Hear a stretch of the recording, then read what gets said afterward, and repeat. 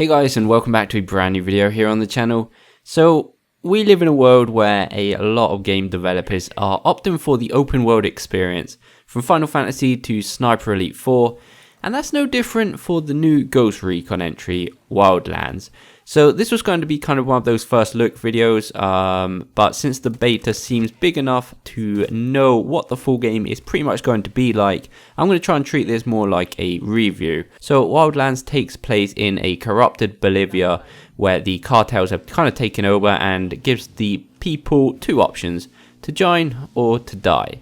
The government kind of gets worried and calls in the Ghost Recons, and that's where we come in. So we will be in the skin of one of these specially trained fighters alongside your squad, which can be 3 real human players in online co-op or simply AI.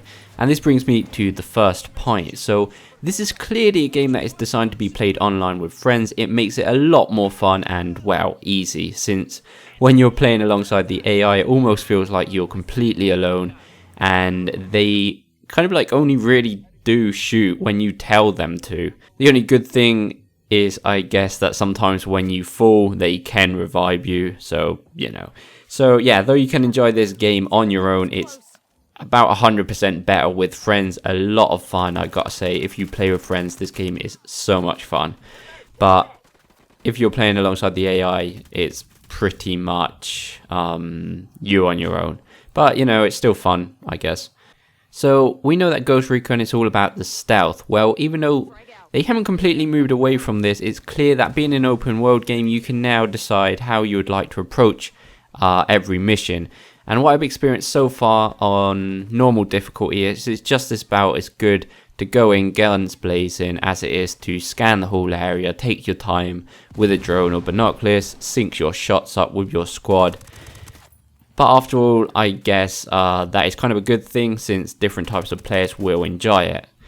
Talking about missions, this is a problem that I have with most open world games, especially military open world games, because like in most military open world games, the missions can feel a bit repetitive, since really at the end of the day, all you can do in these type of games is shoot and, in this case, drive. So I have to point out that it's cool that you can drive planes, helicopters, bikes, boats, etc. But like I said, most missions, story and side quests are pretty much go there and get this and maybe sometimes escape. The map, on the other hand, is huge and filled with things like random events, maybe save this guy, take out a group of enemies, and also scattered around among other things, weapon crates with weapon upgrades. And this takes me to one of the strongest points of this game, which is customization. So at the start, before starting the game, you can customize your character a fair amount. I'm not going to lie, it's pretty satisfying.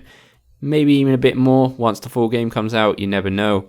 But what really stands out is the Gunsmith. So in those weapon crates we find around the world when we're exploring, we might find a sight or a grip or a ton of other things for certain weapons, and this really does give us a chance to make a perfect weapon for us, because you can literally customize it inch by inch. Other minor things that maybe I can pick out a bit in these games: driving physics are not too great, since maybe you can roll down a massive cliff and the car's perfectly fine, and then maybe a few bullets will completely blow it up. The graphics, on the other hand, are very nice.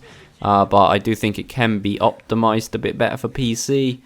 But yeah, nothing too serious. So yeah, guys, that is what I think of this game at the moment. It is still in beta, and I didn't want to bash on the game exactly, because I did have a lot of fun co-op, to be honest. And all in all, it's a game that I would probably end up buying. So Ghost Recon Wildlands will be available March 7th on PC, Xbox and PS4. So yeah, guys, I hope you enjoyed this video. If you did, please go like and subscribe. Remember, you can follow me on Twitter, and we will see you next video, guys.